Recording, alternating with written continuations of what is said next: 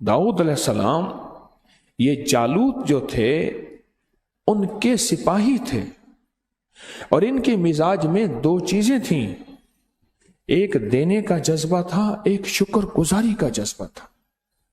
कुरान ने हजरत दाऊद के साथ शुक्र को जोड़ा है। कौन सी आयत है? काला दाऊद शुक्र, अल्लाह ने दाऊद को शुक्र से जोड़ा है, और शुक्र नेमत मिलने पे होता है। इनको नेमतें मिली, इन्होंने शुक्र किया, फिर उसको अल्लाह की मखलूक के लिए दिया। इस पे अल्लाह जल्ल शाअनुहु ने हजरत दाऊद को पैगंबरी भी दी और तवंगरी भी दी, और फिर सिर्फ दाऊद नहीं, बेटे सुलेमान को पैगंबरी भी दी, तवंगरी भी दी। और पैगंबरी ऐसी दी, काल रब्बि हबली मुल्कल ला यंबगी अन अहदिन, ऐ मौला जो तूने मेरा मुल्क दिया है, हुकूमत दी है, तख्त दिया है, इक़्तिदार दिया है, हवाओं पे, परिंदों पे, जमीन के नीचे के जानवरों पे, और समंदरों के अंदर के जानवरों पे, और फजाओं के अंदर की मखलूक पे अल्लाह ने तूने हुकूमत और इक़्तिदार दी है। फिर मेरी एक दरख्वास्त है अल्लाह, इस इक़्तिदार, इस हुकूमत को मेरे बाद देना और किसी को ना। क़ाल रब्बी हबली हबली मुल्कन ला यंबगी अहद मिन बादी इन्नका अंतल वहाब।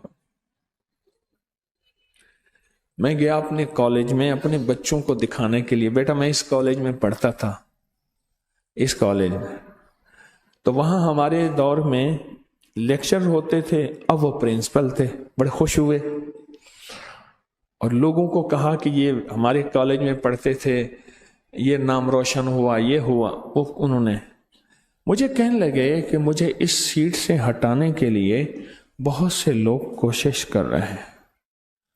तो आप लोगों को वज़ाइफ बताते हैं, मुझे बताएं। मैंने ये आयत बता दी, रब्बी हबली मुल्कन ला यंबगी अहदिन मिन बादी लगफिर ली हबली मुल्कन ला यम, ये मैंने आयत बता दी। मैंने कहा आप ये बस खुला पढ़ते रहें और इंशाअल्लाह कुछ नहीं होगा।